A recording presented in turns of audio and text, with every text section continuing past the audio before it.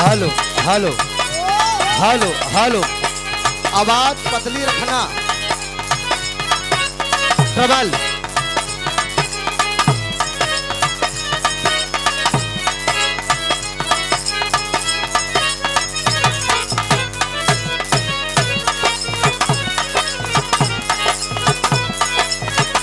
बस बस बस बस।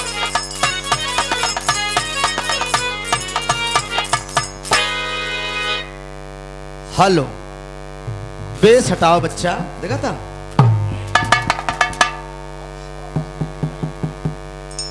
इतना बेस खोल देता है यार, पतला करा करे जाऊ।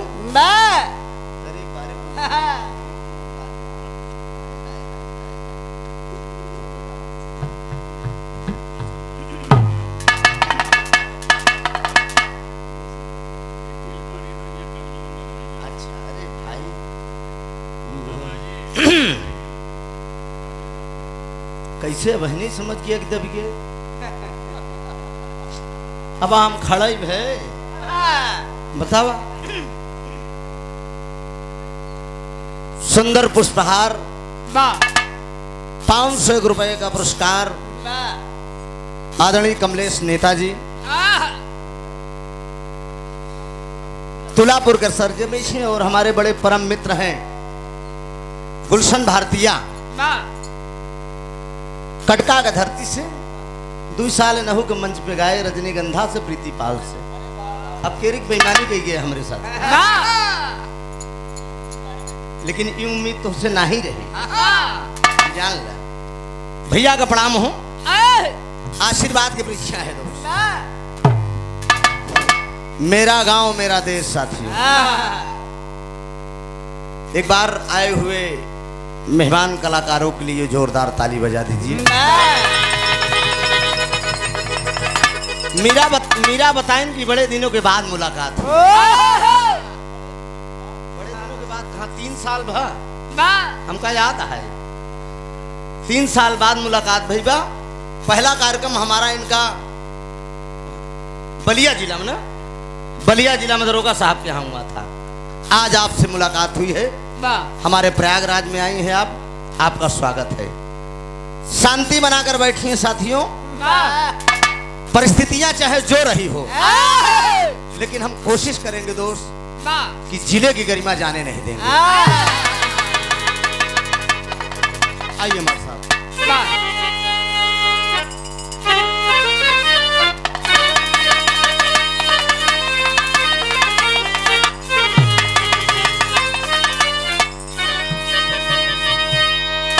अरे गुरुमूरत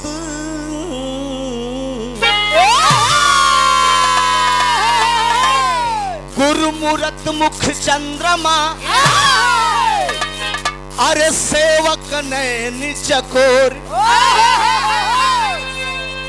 अरे बार बार निरखत फिरूं श्री गुरु चरणन की ओर।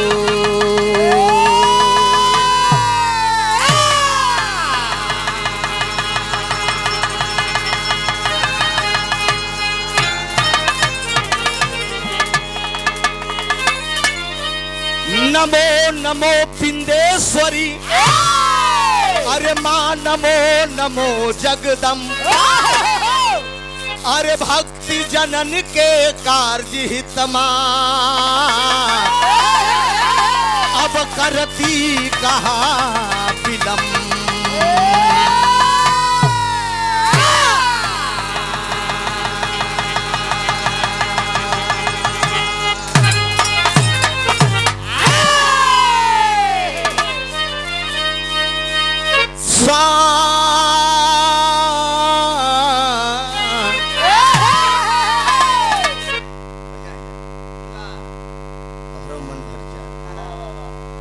सुखी रहा, खूब तरक्की करा।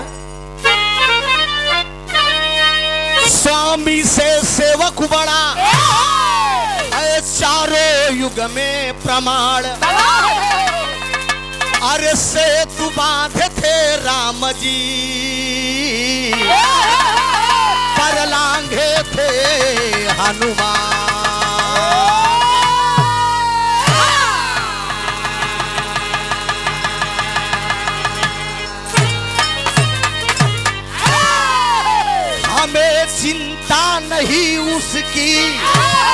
हमें चिंता नहीं उसकी,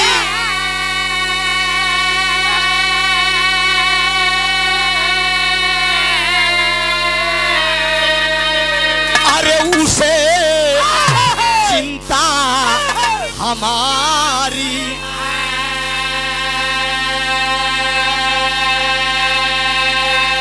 अरे मेरी पतवार का रक्षक अरे सुदर्शन चक्रधारी है।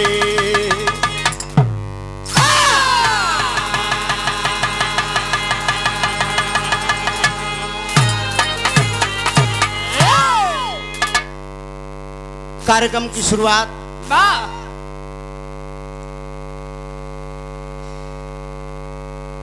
कर्णदानी विशाल मेला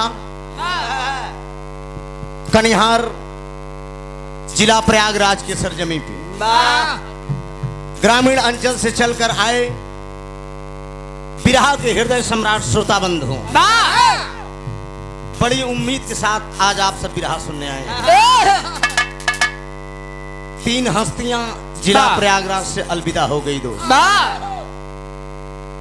यह शेष बिरहा सम्राट कुल पूज्य बाबू हैदर अली जुगनू जी, हिंद केसरी बाबूलाल जी लहरी जी, अंतरराष्ट्रीय कलाकार बाबू राम कैलाश जी। आज अफसोस है इस बात की, आप सब बड़ा भरम में पड़ा है। हम समझे थे आप सभी भरम में पड़ा कि अब कोई हैदर कहाने वाला नहीं, कोई लाल जी लहरी कहाने वाला नहीं, कोई राम कैलाश कहाने वाला नहीं है। परिस्थितियां चाहे जो रही हो दो, लेकिन जनाब एक मिनट बबलू भैया कुछ बोले दतनी के। जनाब हैदर अली जुगनू साहब कोशिश किया है कि इलाहाबाद की गरिमा को जाने नहीं दिया है दोस्त। चाहे जो परिस्थितियां रही हो बाबू लाल जी लहरी जी, चाहे गवैया से झगड़ा करे के पड़े, चाहे फटके गावे के पड़ा हो, लेकिन जिले की गरिमा कभी जाने नहीं दिए दोस्त। एक उन महापुरुषों के लिए जोरदार ताली हो दो। वंदना वह हमारी तरफ से डायरेक्ट लगावा।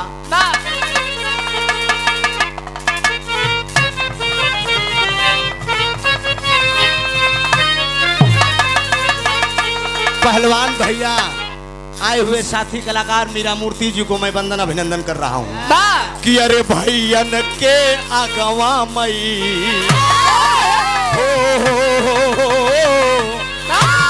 अरे भैयन के अगवा मई आज ठाड़ हई। अरे ई भैयन के अगवा बबलू अरे ठाड़ हई।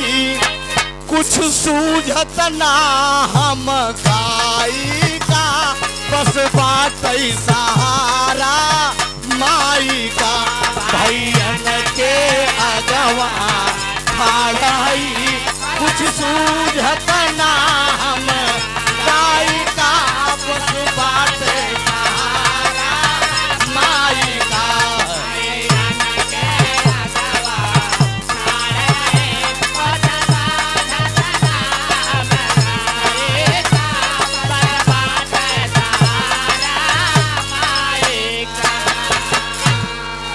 हमारे अखाड़ा का एक चिराग बाबूजी बबलू हैदर जी कुशमीपुर लंगड़ीपुर से बड़ा भी रहा है गवान हमका अपने मंच पे।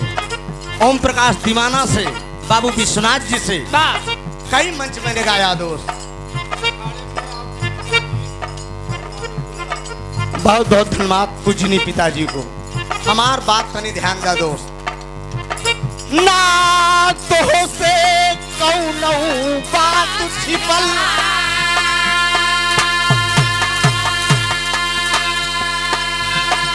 ना तो से कौनो बात छिपल।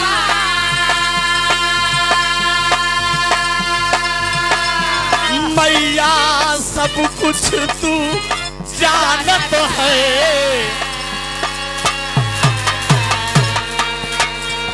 के करा मन में का भाव है।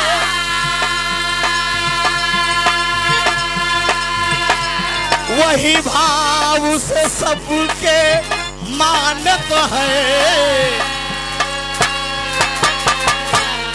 जग दुआरे भिखिया मांगत बा,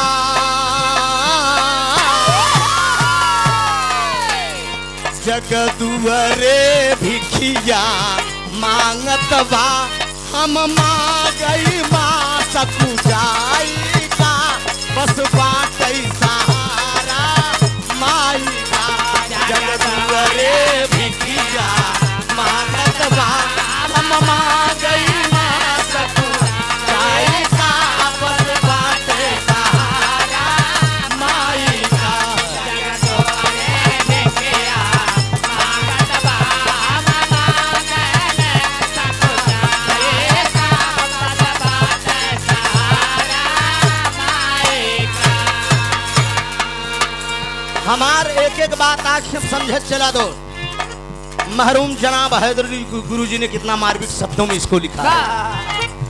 अरदास दास का सुन लिहालू,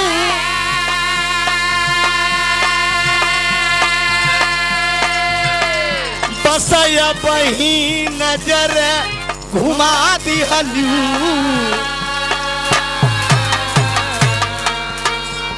अधियार रहला उजियार भई,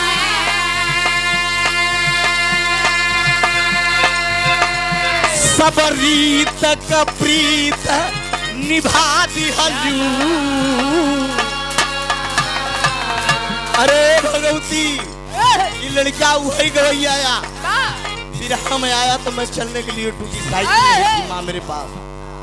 आज माँ भगवती की कृपा से कोई जिला नहीं बचा मुझसे घूमने से। चलो मुन्ना। अधियार रहला उजियार भई,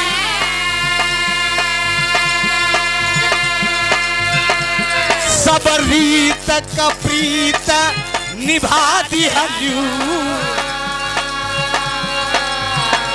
जब तो हई झोली भर दिहलू,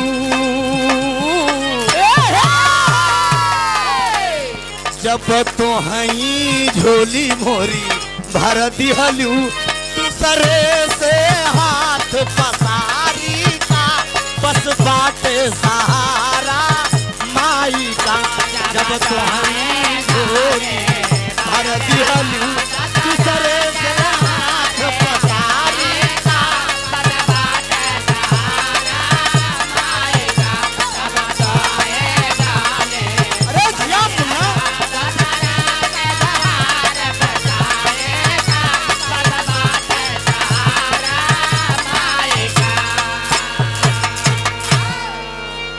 स्वर्गीय राम आधार गुरुजी के सुपुत्र बच्चा यादव हैदर अली जुगनू के अखाड़ा झोंसी, कमलेश नेता तुलापुर झोंसी, भविष्य माया का पुरस्कार, भैया को प्रणाम हो, आशीर्वाद की परीक्षा है दोस्त, आशीर्वाद दे हम बच्चे अपनी कला में कामयाब हो। अच्छा भैया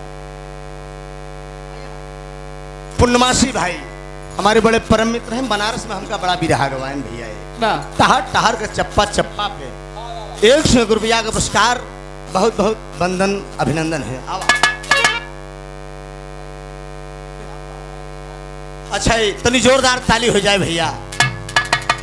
गुलालपुर के पूर्व प्रधान अरविंद सरोज सुंदर पुष्पहारी 500 रुपया का पुरस्कार, भगवान खरे खूब तरक्की करा, हमारे बहनों लागत है, ईश्वर करे आप तरक्की करा।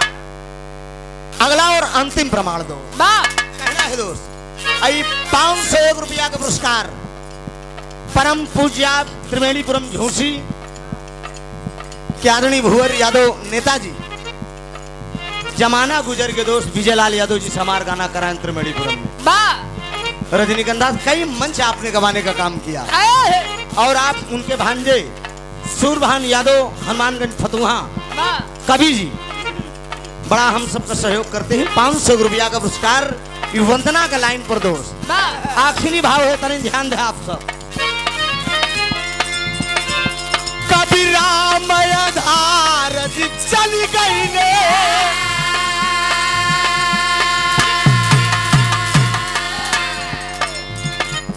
कभी राम आधार कि चली गई ले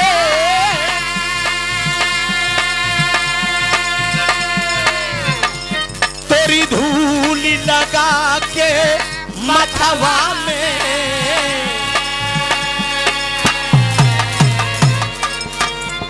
कुल कई मर्यादा है जननी राम आधार हैदर चली गई ले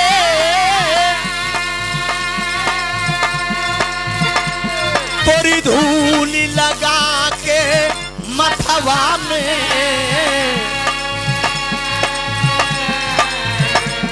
कुल कई मर्यादा है मैया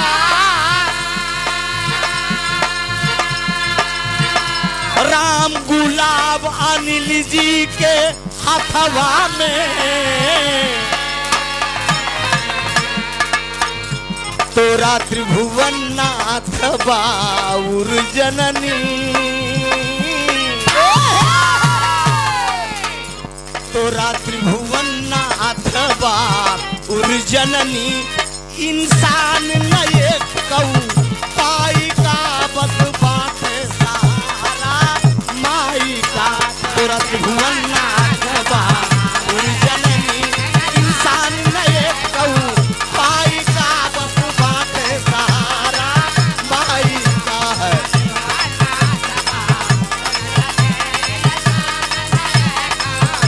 मैया मैया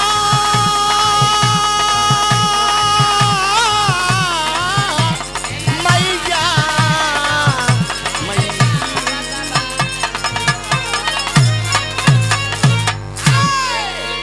डॉक्टर अमरजीत यादव कटका झूसी प्रयागराज भैया के कर कमनोदारा 101 रुपया का पुरस्कार बहुत बहुत प्रणाम आशीर्वाद की परीक्षा है मास्टर बंदना तो हो गया मन की तरंग मार लो बस हो गया भाई आदत पूरी सुधार लो बस हो गया भजन समझा यही महाकुंभ में एक मारुति बाबा आए रहे समझा पूरी कहा गया है साथियों की जंगल न होते तो मोर कहाँ छिपते अरे जंगल न होते तो मोर कहाँ छुपते साधु न होते तो मोर कहाँ छिपते मन न रंगाए रंगाए जोगी कपड़ा अब मीरा जी की तरफ से बड़ा सुंदर प्रसंग सुने हैं कि हम चढ़ीला तो उतरी लाना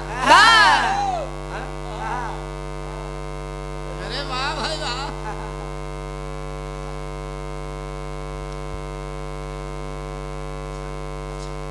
जोरदार ताली से आप लोग सम्मान करिए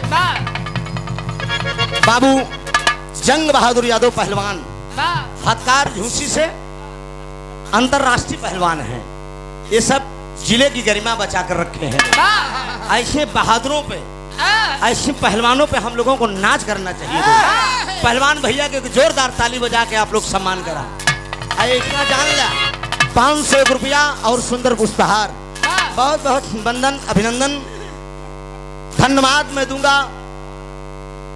आदरणीय संचालक महोदय जी को संचालक महोदय जी ने कितना बढ़िया काम किया कितना चालाकी से आने वाले मेहमान कलाकार गाएंगे और स्थानीय कलाकार उनके गाने का रात भर उत्तर देंगे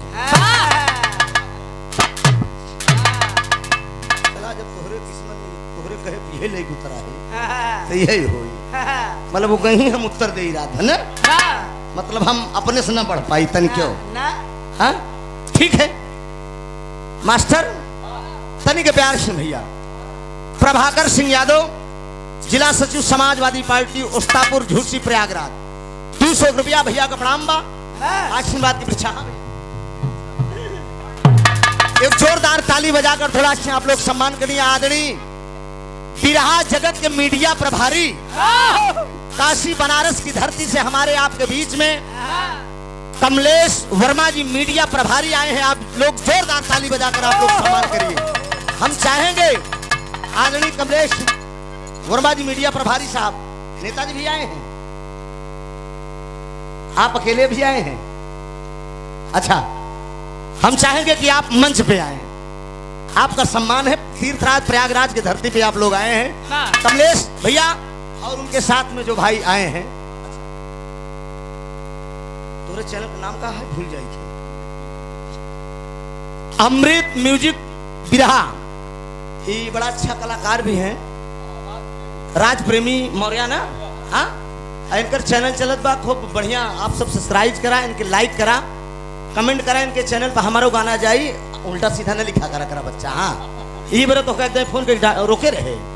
हाँ, मतलब उल्टा सीधा रेली रेला ना लिखा करा।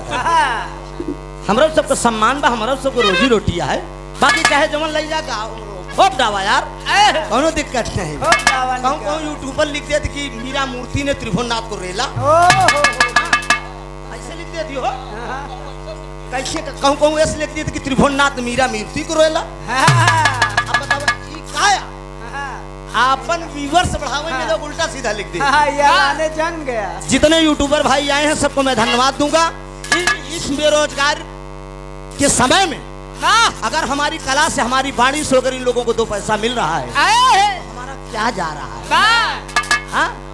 मेरा आपकी कृपा से सब काम हो रहा है। करते हो तुम कन्हैया, मेरा नाम हो रहा है। वैसे भी सरकार जनता ही का करते तन बच गया हमारे साहब।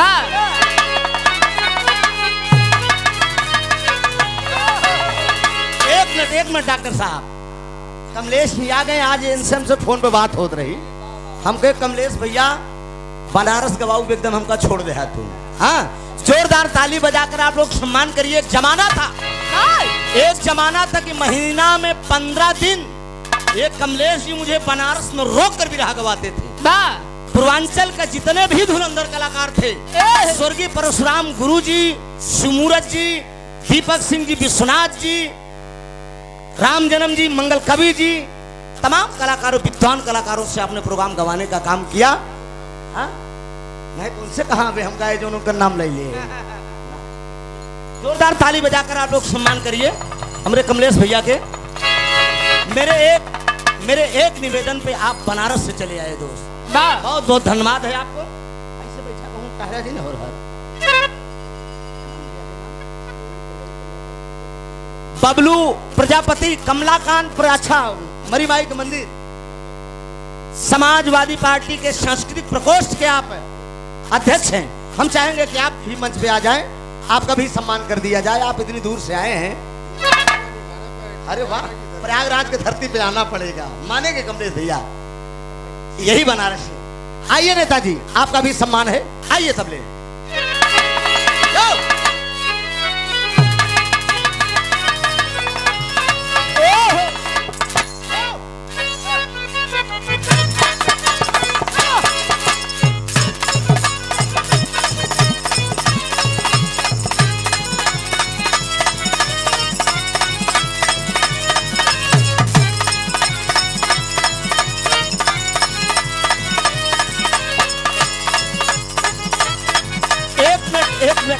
एक मिनट हमारे आपके बीच में बबलू प्रजापति जी बनारस से चलकर आए हैं। मैं मंच के माध्यम से अपने जिले की तरफ से आप सबका, आपका हार्दिक अभिनंदन, वंदन, स्वागत करते हैं पुष्पों की पंखुड़ियों से। दोस्त ताली बजाकर थोड़ा आप लोग मेहमान का सम्मान कर दीजिए।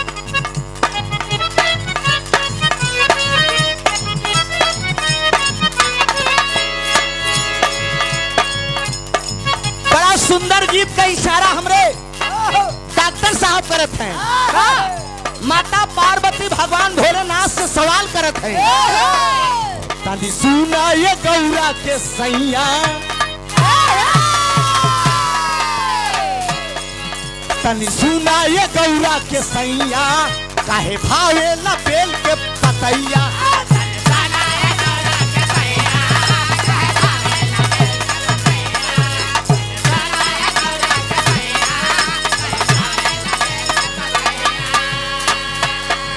तनी सुना ये गौरा के सैया, काहे भावे ला बेल के पतैया। ओ नाता भांगिया धतुरवा से जो निहला, ओ नाता भांगिया धतुरवा से जो माजा भावे ला मड़ैया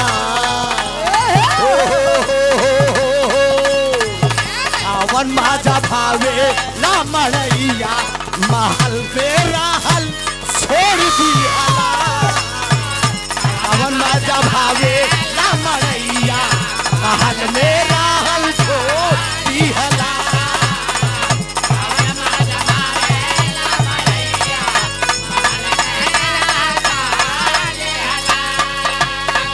अंतरराष्ट्रीय पहलवान जंग बहादुर यादव जी नीमी भक्कार से 200 रुपए का पुरस्कार इस लाइन पे दे रहे हैं। सुना ये गौरा के सैया भावेला बेल के पतैया सुना ये गौरा के भावेला बेल के पतैया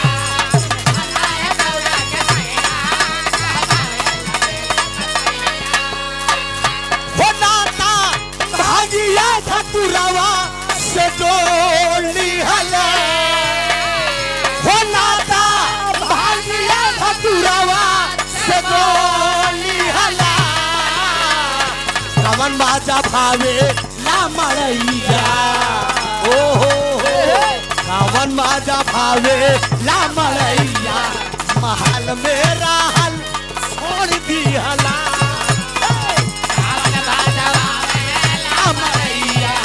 महल में रहल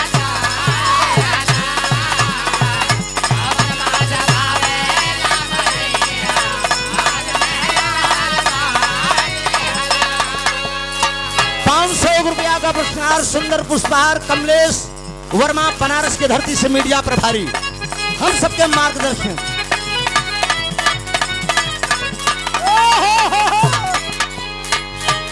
सूजी का पुजली कुआरे में धोनी मंदिर सूजी का पुजली कुआरे में धोनी मंदिर सारे में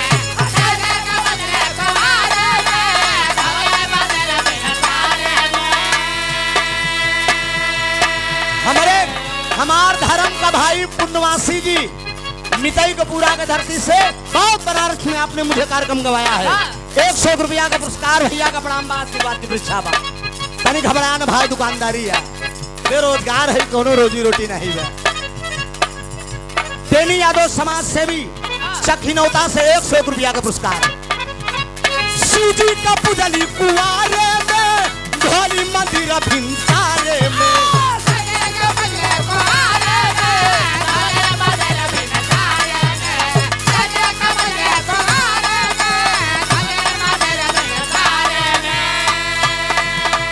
सूजी का पुजली कुआरे में ढोली मंदिर भिनसारे में पूजा तारत बीतल लारिकाई आए साके मिलल बाराई बर साई आए साके मिलल बाराई बर हमर साई आए साके मिलल बाराई बर हमर साई आए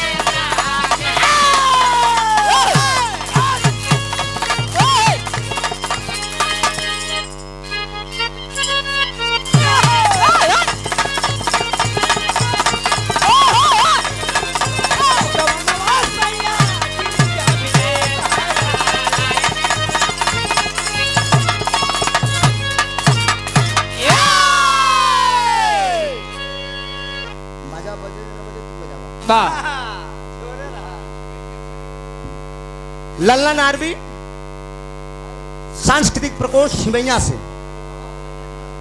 100 रुपया का पुरस्कार भैया का प्रणाम बात नहीं ढोलक का आवे बेश मिले भैया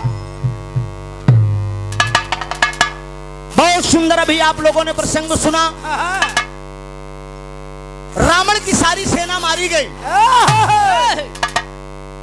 70 पूत 72 नाती जकरे रह गए दिया न बाती वेद में भेद नहीं भेद है विद्वानों में जरा गौर करेंगे मित्रों ये प्रयागराज की धरती है और प्रयागराज का धरती के सारे जिले का सबसे बड़ा केंद्र झूसी की धरती कही जाती है विरह के माने में।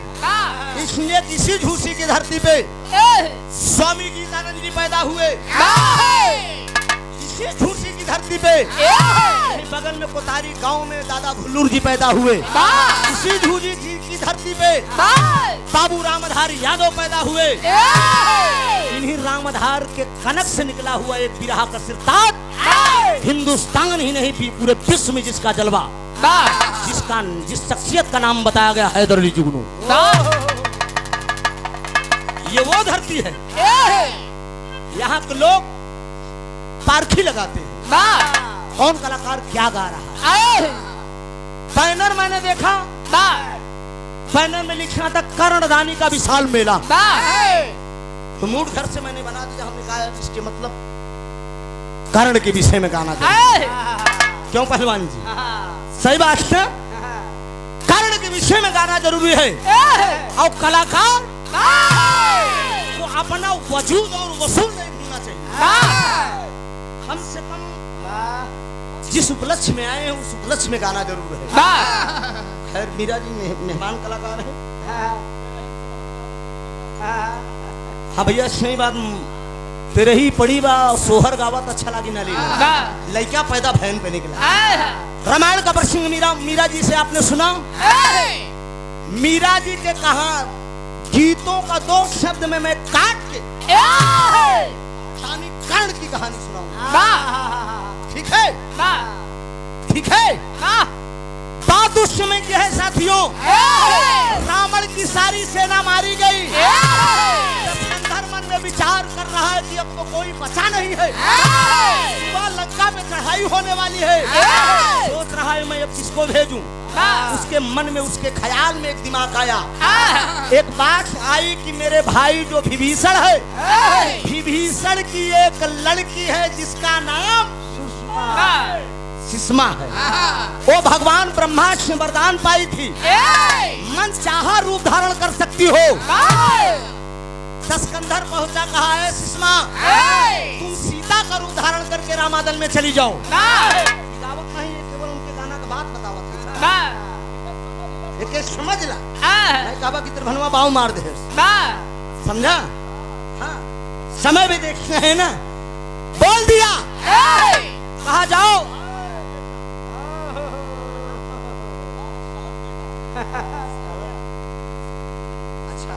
अच्छा 100 रुपया। अच्छा, आजा बेटा, आजा। एक जोरदार ताली इस बालक के लिए बजाइए तो बताएं हम। हमारे जिले का ये बहुत शानदार ढोलकार है, ढोलक बजाता है हमारे आकाश जी का चंचल है। आकाश जी का ये शिष्य है, इस समय प्रीतिपाल जी के साथ बजा रहा है।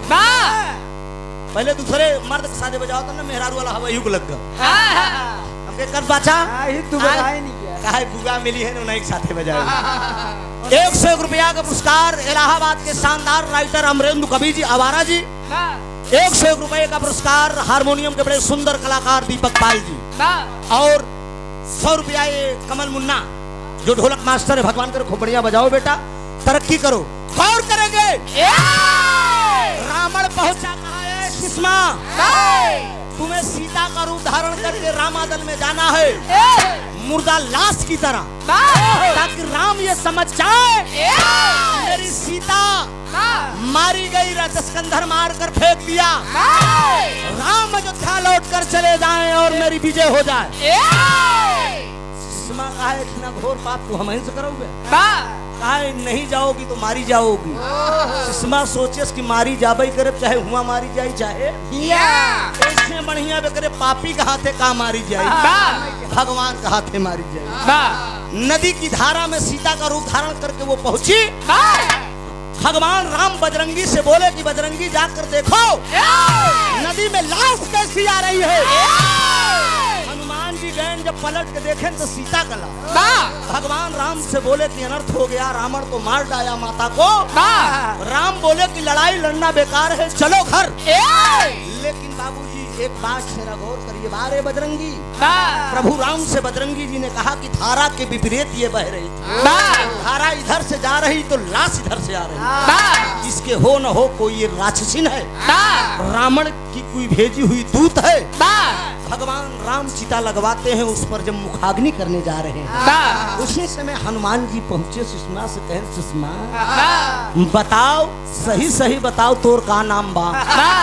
तो बोलती नहीं का बोलत यहाँ की था कि चटकी बोली कि बाहर स्टील बाडी ले कई कदम है बकरबू बोल तो का भेजे, अरे मार दिया जाए कि छोड़ दिया जाए, तेरे साथ क्या सलूट किया जाए।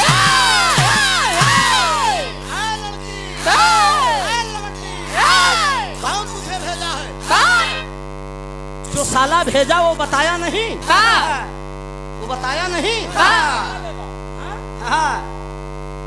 उसको मेरी औकात का अंदाजा होगा, वो कम से कम ये भी बताकर भेजा होगा कि रामाजल में तुम जा रही हो। एक बाद बजरंगी जब फिर गदा थाने सुषमा उठ के बैठ गई, कहे महाराज जी कहे हम सुषमा है। सुषमा का नाम जब सुने तो विभीषण भी बगल में खड़े थे, क्योंकि विभीषण की वो बेटी थी। कौन भेजा तुझे? कहा पापी दशरथ मुझे भेजा है। कहा ठीक है, प्रभु राम जैसी सजा देना चाहे इसको दे। भगवान राम बोले कि सजा का हकदार ये नहीं है, सजा का हकदार तो इसका राजा है। ये क्या करे बेचारी, ये तो राजा के अधीन थी। भाई राजा भेजा, अगर ना आती तो भी मारी जाती। सुषमा को भगवान राम अपनी शरण में ले लिए। यहीं से कहानी मैं इंड करता हूँ। अब आता हूँ आप लोगों के सामने जो बैनर लगा है, इस बैनर के तहत करीब 25 मिनट का विरह प्रस्तुत कर। आइए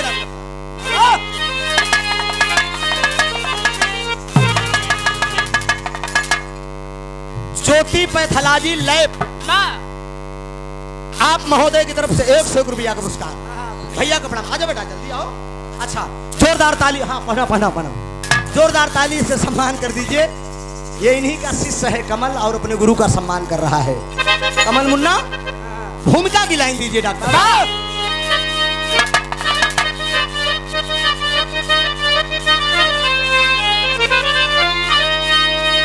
जो पढ़े लिखे भाई होंगे गौर करेंगे, इस भूमिका की लाइन पर गौर करेंगे।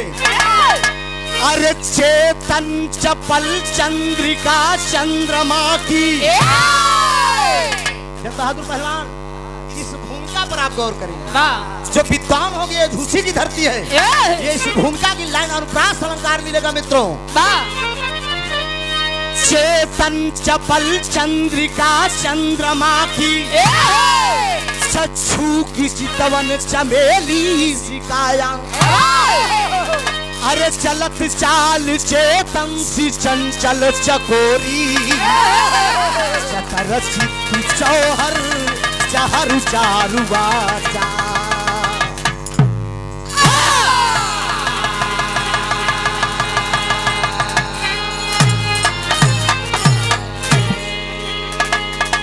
चेतन चपल चंद्रिका चंद्रमा की, चौमुख चमक चारु चतुरंगी ढांचा। चंद्रामणि सा चिकुर चमचमाता, चक्षु की चितवन चमेली सिकाया।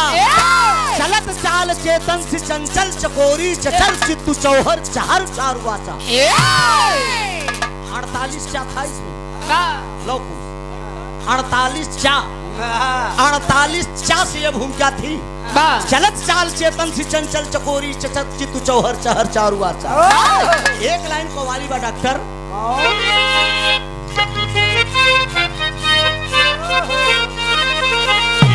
यह तरस का लाइन बा। मेरे महबूब, मेरे महबूब मेरे साथ बड़ा काम किया। मेरे महबूब मेरे साथ बड़ा काम किया। मेरे महबूब मेरे साथ बड़ा काम किया।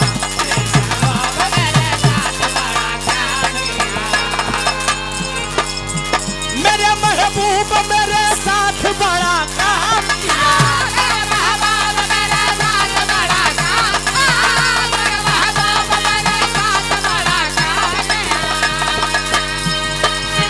मेरे महबूब मेरे साथ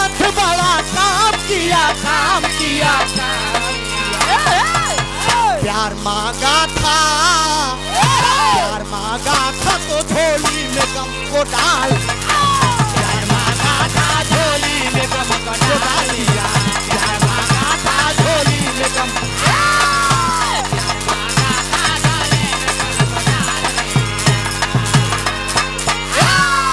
सही बात है श्रीमल्ला भैया। अरे कर्म के लेखको, अरे कर्म की लेखको विधाता ने भी टाल दिया, कर्म की लेखको विधाता ने भी टाल दिया।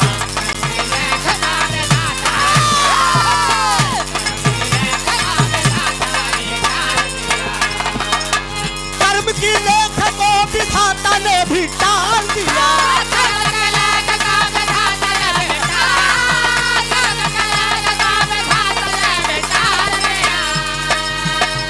की लेखको विधाता ने भी टाल दिया, टाल दिया, टाल दिया। न्याय मांगा था, न्याय मांगा था, लेकिन झोली में गम को डाल दिया। सरदार दादा तारा। कहानी को शुरुआत ही से सखियों के साथ सीता करती थी गिरजा पूजा, सखियों के साथ सीता करती थी गिरजा पूजा। बस साँझ और सवेरे कोई और ना था दूजा। शोहरत का फूल गुलशन में खिल ना पाया भाई, शोहरत का फूल गुलशन में खिल ना पाया भाई। सूजी ने श्राप तुरतई अपना दिया सुनाई।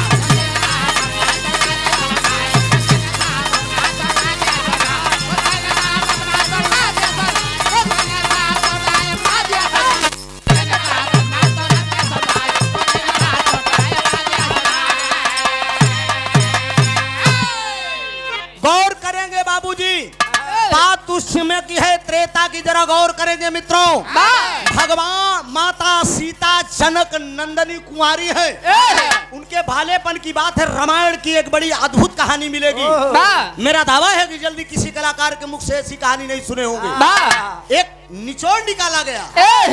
त्रेता में माता सीता कुंवारी है, अपने ही पिता की लगी हुई फुलवारी में माँ गिरजा की एक छोटी सी मंदिर है। त्रेता में माँ गिरजा का एक नाम था जगदम्नी। जगदम्नी के नाम से भी माता गिरजा को पुकारा जाता था। माँ जगदम्नी के मंदिर में जाकर माता सीता पूजा कर रही है। और जब पूजा कर रही हुई समय कैलाश पर्वत पे भगवान भोलेनाथ पार्वती एकदम बगलिए बैठी, एकदम लगवाई। और जब ये लगवाई बैठी माई पार्वती के जब भोलेनाथ देखे ना, तो उनकर मन 61-62 काम वासना सवार। माई पार्वती कहलन ए बौराहू रुका रुका, कहें बात का या कहें हमार मेरी दासी मंदिर में आ चुकी है, सखियों के साथ मेरी पूजा करने, हम मंदिर में मुझे दर्शन देना है। भगवान बोले कहा सुना दर्शन देखो तो बाद में दिहू, हमार मूड को दूसरा पहले यहाँ के देखा। कहना नहीं प्रभु अनर्थ हो जाएगा, कोई भक्त अपनी देवता और देवी पर विश्वास नहीं करेगा, मुझे जाना जरूरी है। भगवान भोलेनाथ की बात ठुकरा के मेरा मुकद्दर के मालिक पिरा कर श्रोता बंधु, माता पार्वती सीधे अपने मंदिर में प्रवेश करती है। और जब मंदिर में चलत है तो भगवान भोलेनाथ कलन जा जा जितनी तोहार दासी आई हुई सबका मामला यूं हो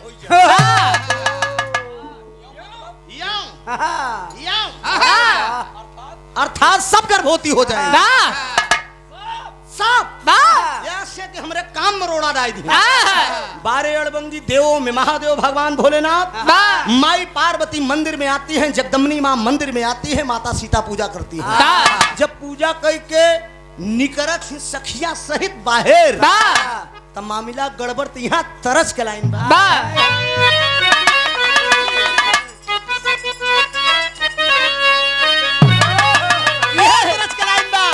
देखा हुआ पूर्वांचल में ढरकत है इनकी तरह स्वर्गीय रामदेव गुरु गावत रहे। अरे यही कहीं जिया रामा, अरे यही कहीं जिया रामा, यही कहीं जिया रामार, ए गोरिया गुम होई गवार, यही कहीं जिया रामार, ए गोरिया गुम होई गवार, यही कहीं जिया रामार, ए गोरिया गुम होई गवार, यही कहीं जिया रामार, ए गोरिया गुम होई गवार। बात का समझ ला भैया, बिरहा को सुनना चला पहलवान। हर सीता की सारी सखियां जब गर्भवती हो गई, पार्वती भोलेनाथ से कह रही हैं, सुन के सरपवा तोहार, सुन के सरपवा तोहार, अरे सैया गजब होई गवाओ, सुन के सरपवा तोहार, अरे दुल्हा गजब होई गवाओ, सुन के सरपवा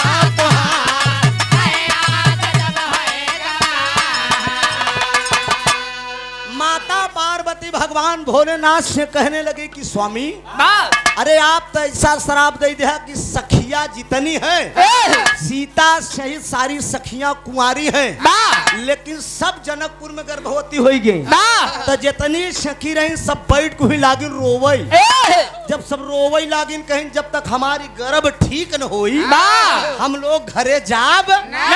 तब भगवान भोलेनाथ से जब माता पार्वती कहते हैं, तो भोलेनाथ माई पार्वती के एक उपाय बतावत ही, एक तरच कलाई।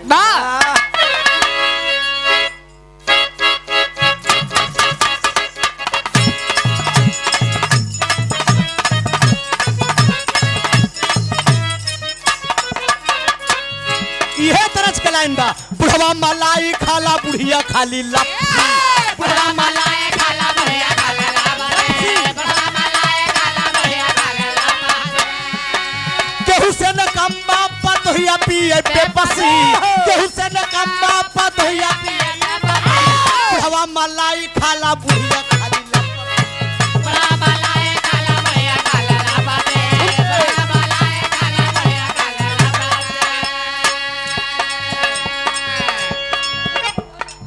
डॉक्टर राम प्रसाद यादव जी 100 रुपया, डबल चमनगंज से 100 रुपया, ला भैया लाओ। दयालु झूसे से 100 रुपया भैया का प्रणाम बा। एक लाइन ही में गाए रहे विजयलाल जी, ए राजा हम के बनारस घुमाई, ए राजा हम के बनारस घुमाला, ए राजा हम के बनारस घुमाला, चल के गोदौलिया के पनावा खिलाएगा, चल के गोदौलिया के पनावा खिलाएगा, तो यही का पलट का हमहू यूट्यूब पर निकाल दी। अरे शहर इलाहाबाद तो होके घुमाई, शहर इलाहाबाद तो होके घुमाई, शहर इलाहाबाद तो होके घुमाई, चौखंडा घरा हनुमान के दर्शन कराई, बढ़वा हनुमान जी के दर्शन कराई, शहर इलाहाबाद तो होके घुमाई, शहर इलाहाबाद तो होके घुमाई, शहर इलाहाबाद तो होके घुमाई।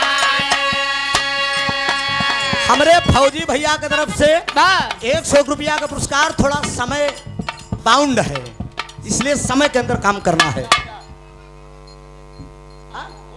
अच्छा बहुत गाई ठीक बा भैया, तब बारे बारे हमार प्रयागराज जोरदार ताली हो दो, बहुत बहुत ध्यान देना दोस्त। परिस्थितियां चाहे जो रही है, परिस्थितियां चाहे जो हो बाबूजी, लेकिन इलाहाबाद की गरिमा जाने नहीं दूंगा किसी भी परिस्थिति में। खटिया पे अगर बेहोश पड़ा रहा तबो बोलाई ले, तब उठ के खड़ा हो जा। एक आ जान ला 51 रुपया कहना बा, भगवान भोलेनाथ माता पार्वती से कह रहे हैं, अरे भक्ति में सकती के डाल दे तू ही, भक्ति में सकती के डाल दे तू,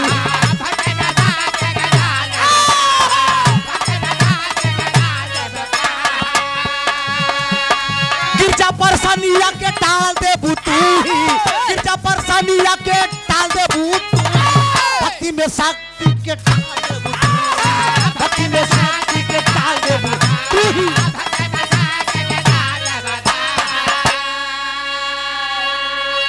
माता पार्वती से भगवान भोलेनाथ कहते हैं कि ए गिरजा, तेरे अंदर वो शक्ति है तू चाहिला तो सारी सखी का गर्भ खत्म हो सकता है। भगवान भोलेनाथ से माता पार्वती कहे सबका गर्भवती कही दे है। सब बैठ बैठ रोवत है और कैसे घरे जाए। भगवान भोलेनाथ बोले कि मैं शक्ति दूंगा, तुम आज शक्ति हो। हमारी शक्ति और तुम्हारी शक्ति जब एक होगी, याद रख लेना मित्रों, ये बिरहा आज ही इसी मंच पे मैं गा रहा हूँ। एकदम नया बिरहा है ये। इसी मंच के लिए मैंने इसको तैयारी करके आया था कि कर्णदानी के विषय में कार्यक्रम है, कर्ण के विषय में गाना होना जरूरी है। अभी तक कर्ण की पैदाइश नहीं हुई है। सोचिए ये कैसी अद्भुत कहानी है।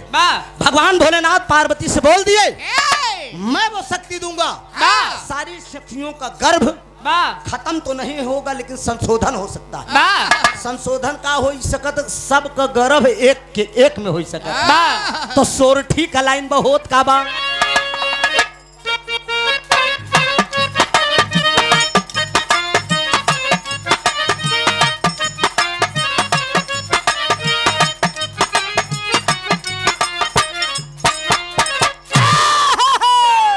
सखियन का गर्भाकुला कैकेयी का था हो, कैकेयी का था हो, सीता के उदर में दिहली डाली।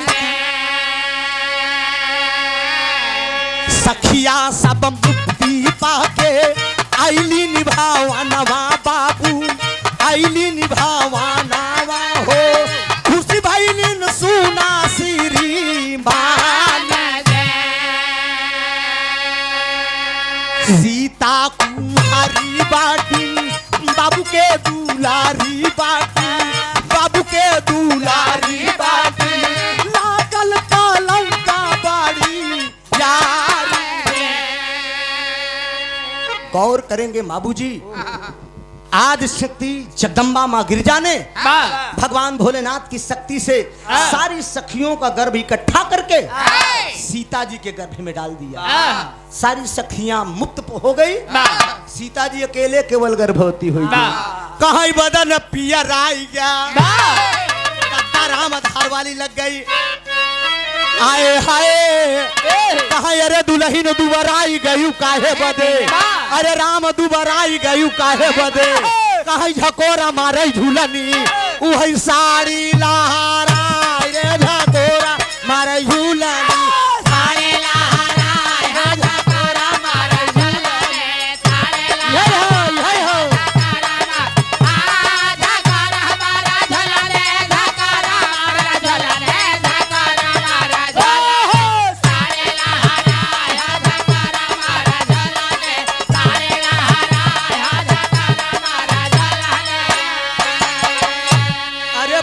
सारी सखियां का गर्भ जब एक पेट में सीता जी के आई गया तो कहीं बदन पियर आई गया, अरे वही बदन पियर आई गया, वही गोड़ हो गया भारी, बदन पियर आई गया, गोड़ हो गया भारी, बदन पियर आई गया। मामला एकदम गड़बड़ हो गया दो।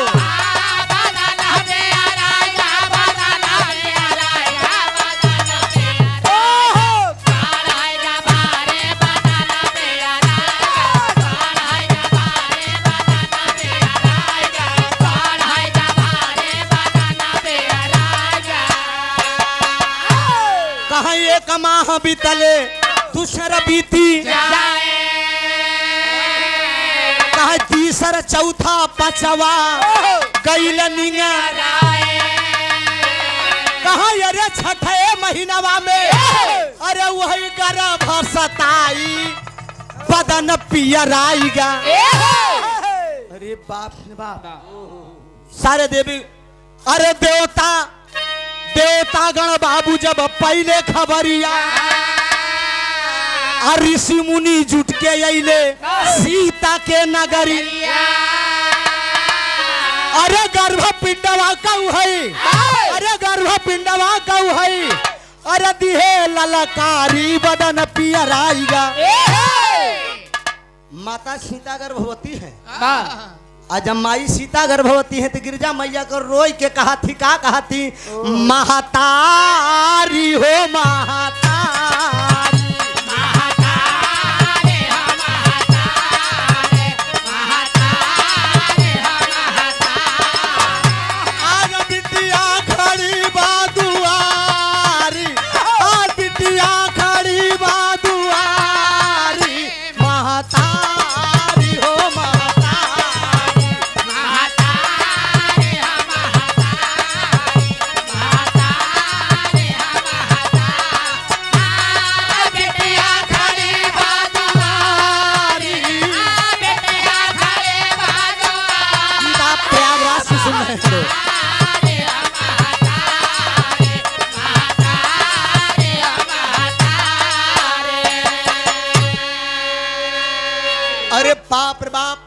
माई गिरजा और रोई की आवाज लगावत थी।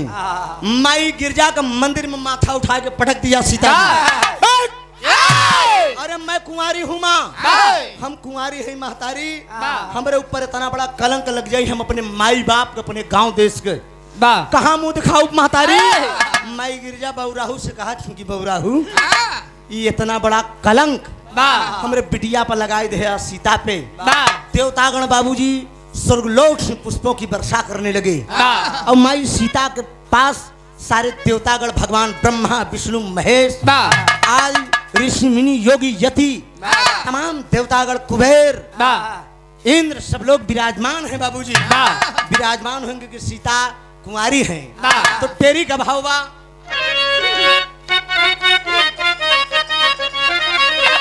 अरे मोरे राम, अरे गुलशन की डाली डाली रो पड़ी, अरे तो दो डूबा शोक सिंधु में आज जहाँ के माली। अरे हो माल, अरे हो माल। 5 मिनट की कहानी और बची है बाबूजी। डूबा शोक सिंधु में आज जहाँ कमाली, गुलशन की डाली डाली रो पड़ी। सीता जी के अंदर जो गर्भ है उस गर्भ का निवारण सारे देवता कर रहे हैं। एक ही तरज बका डॉक्टर हाय हाय हाय हाय हाय बड़ी कचकचौआ दर्द लग गई बा। कहाँ से चढ़त डर, अरे फौजी भैया लागे मोरी गोइया। कहाँ से चढ़त डर, अरे लागे मोरी गोइया। अरे सैया घूंघटा पट खोले रे, राजा घूंघट पट खोले। लागे मोरी गोइया, दुल्हा घूंघट पट खोले।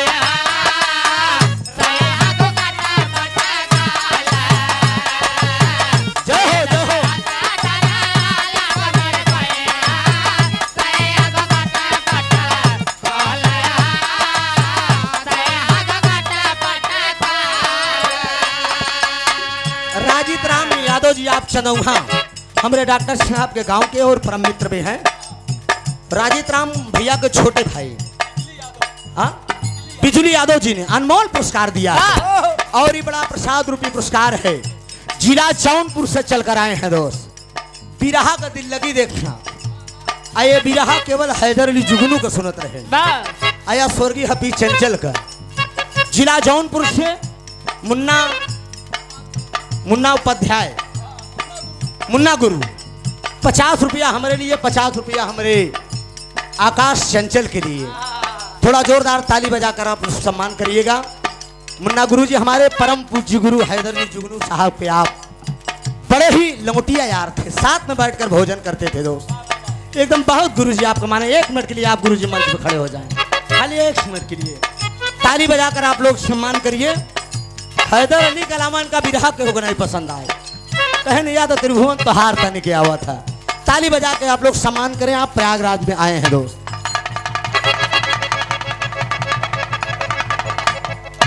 लगे रहो।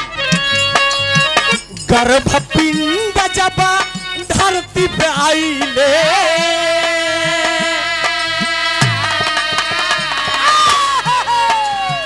गर्भ पिंड जब धरती पे आई ले, देवतन के मनावा डोले रे, देवतन के मनावा डोले।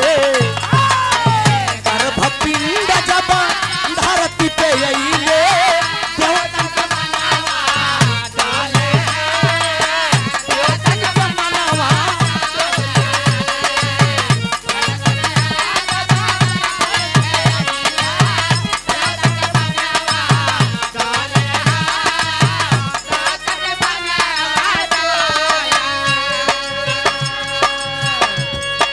आर्मी के जवान है राजेंद्र यादव जी चमनगंज से 100 रुपया। गौर करेंगे, भगवान भोलेनाथ ने अपनी शक्ति प्रकट किया। बात हो भैया, अध्यक्ष जी बात नहीं होना चाहिए। थोड़ा से समय अगर ज्यादा होगा तो टूटियों के लिए क्षमा प्रार्थी हूँ, बस एकदम करीब ही है। अब इतना आधा घंटा में विरहा खत्म होने में बड़ा दिक्कत होता है। 7 बार न जोड़ा करा, केवल कहानी जब विरहा शुरू हो करे तबे जोड़ा करा। ध्यान दीजिएगा, आप गर्भपिंड सारे देवतागण मिलके भगवान भोलेनाथ माता पार्वती मिलकर सीता जी का गर्भ जमी पे गिरा देते। अब जब जमी पे गर्भ गिर गया तो वो जो पिंड था, पिंड के आकार में इतनी तगड़ी जोत थी, उस जोत को देख के भगवान कुबेर, भगवान ब्रह्मा, भगवान विष्णु, भगवान भोलेनाथ, चंद्रमा, सूर्य सब लोग धरती पे आ गए। और जब सब लोग धरती पे आ गए तो विचार करन थे कि एका के रखा पापड़ का भाव डॉक्टर।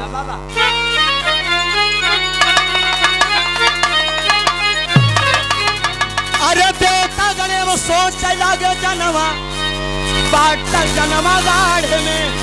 अरे देवता सब ही सोच लागे, अरे मनवा जनवा गाढ़े में।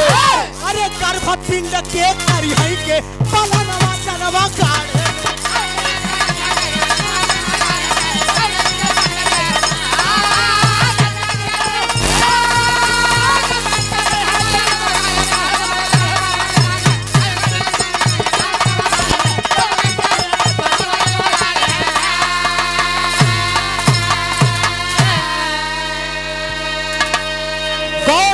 बाबू जिस पिंड के आकार में इतनी तगड़ी जोत थी, कोई देवता लेने के लिए तैयार नहीं थे। कौन लिया? अरे सूर्य देवता तबा वही बोले ललकारी हो, अरे गर्भ पुंड हम के दैजा अब रखबे के संभाली।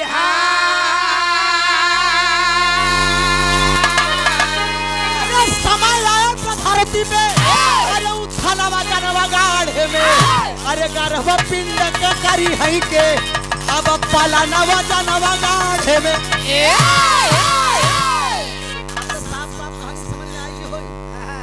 जब पिंड गिर गया सीता जी के जमीन पे, सारा देवता आयन कहने के क्यों रख लिया, एकर प्रकाश इतनी तगड़ी रही क्योंकि हिम्मत ही नहीं पड़ता रहा। सूर्य महाराज बोले कहन क्यों दिन रखा हमका दे, हम रखा हमार प्रकाश तगड़ा बा, युग प्रकाश तगड़ा। गौर करेंगे मित्रों, उस पिंड को आकार के भगवान शिव ने रख लिया, भगवान सूर्य देवता ने रख लिया। जब भगवान सूर्य देवता ने रखा, अब त्रेता के बाद खेलत है तनी के द्वापर में एक बार कुंती दुर्वासा जी से एक माला प्राप्त किया था, मोहनी मंत्र माला। ओके वो माला का जब फेरब आवाहन देके करब चढ़ दे वापस आई जाई हमें छते पर लई के सूर्य महाराज अपने पूरे दल के साथ वही चलावत रहे। सवेरे के पहर बा भैया, वही दुर्वासा का माला लेके खड़ी बा, आल्हा का भाव बा ना बढ़ के कहा सूर। अरे बाटाई कुंवारी कुंता, अरे बाटाई कुंवारी कुंती अब सुनिला बयानवा रे भैया। बाटाई कुंवारी कुंती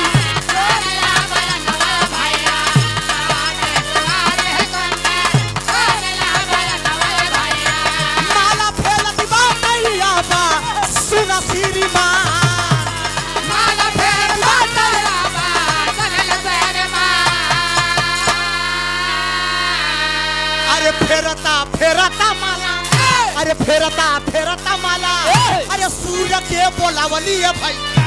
फेरता फेरता माला, सूर्य के बोलावली है भाई। फेरता फेरता माला, सूर्य के बोलावली है भाई। अरे सूर्य दोवाई गईले अब सुना श्रीमान। माला फेर दुर्वासा का सूर्य देवता के आवाहन करे, सूर्य देव कुंती का लगे और जब लगे हाजिर हो गए, कहे तुमने मुझे याद किया। कुंती का हम कहाँ याद करे, कहे नहीं बिना तुम तेरे याद को तो मैं आया नहीं। बताओ क्या चाहती हो। हम कुछ नहीं चाहे, कहे नहीं अब आया हूँ तो कुछ दे के जाऊंगा। कहा दुर्वासा जी माला दे रहे वो चेक करते रहे कि सही बात की गड़बड़ तो नहीं, वो खाली चेक करे में हमका बोला ही नहीं। कहा अब आई है तब कुछ दाई के जा। ए बाची, ए बाची, तेरे दर पे आया हूँ, अब कुछ करके जाऊंगा। होली भर झोली कुछ करके जाऊंगा। सुना कुंवारी जरूर हो, वही बताए ना जो पिंड का आकार देवता से ले रहे हैं वह पिंड का आकार सूर्या दे। अरे पिंड का आकार सूर्या, अरे कानवा में भेजे ये भैया। पिंड का आकार कानवा में भेजे ये भैया।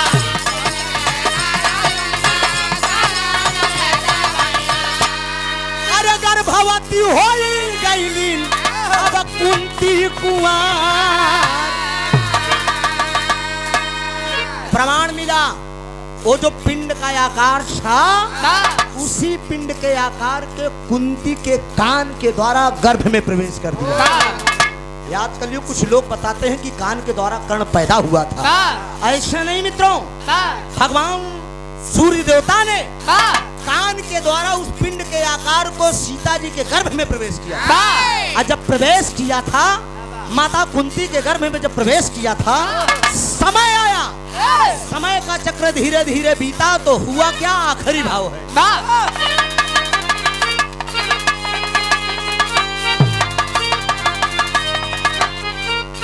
अरे धर्म संकट में पड़ गई, धर्म संकट में पड़ गई।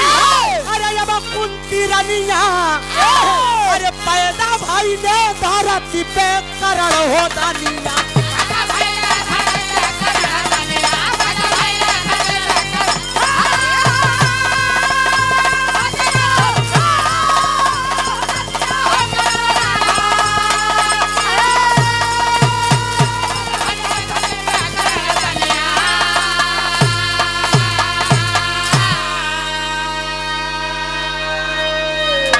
Shri Krishna Motors engine walkers भैया की तरफ से 50 रुपया बहुत बहुत प्रणाम।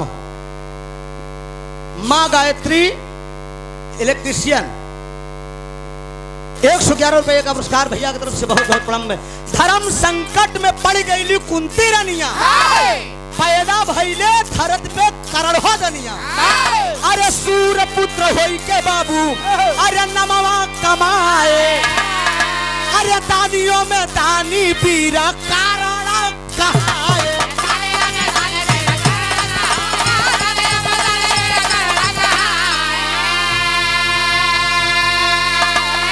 अरे देकर अमर हो गई बाबू, अब दुनिया में कितिया। पैदा भाई ने हो धरती पे करण हो दनिया। वही करणदानी माँ कुंती के गर्भ से पैदा हुआ। दानियों में कर्ण का कोई जोड़ नहीं था। जैसा कि भी आप लोगों ने सुना, भगवान आनंद कंद 16 कला पूर्ण भगवान कन्हैया ने कर्ण की परीक्षा लिया था। मुख में सोने का दांत जो लगा था कर्ण तोड़ कर उसे दिया था। कर्ण जब सोने का दांत दिया, स्वर्ग में जब गया तो खाने के लिए सोना और रहने के लिए सोना और लेटने के लिए सोना उसे मिला। प्रमाण मिलता है मित्रों, जैसी करनी वैसी भरनी। जैसा आप करोगे आप अन्न दोगे अन्न मिलेगा, रक्त दोगे रक्त मिलेगा। रक्तदान, मतदान, कन्यादान, नेत्रदान, सबसे बड़ा दान ये कहा। दानी कर्ण की ये कहानी थी। दानी तो तमाम पैदा हुए, राजा हरिश्चंद्र जैसे सत्यवादी, कर्ण जैसे दानी पैदा हुए। अपनी जान तमाम दानियों की कहानी यहीं से विरह मेरा खत्म हो रहा है। स्वामी गीतानंद अनंत भय भुल्लुर तल दिए कोतारी। रामधार हैदर अली जुगनू गुरु अनिल की बाबली।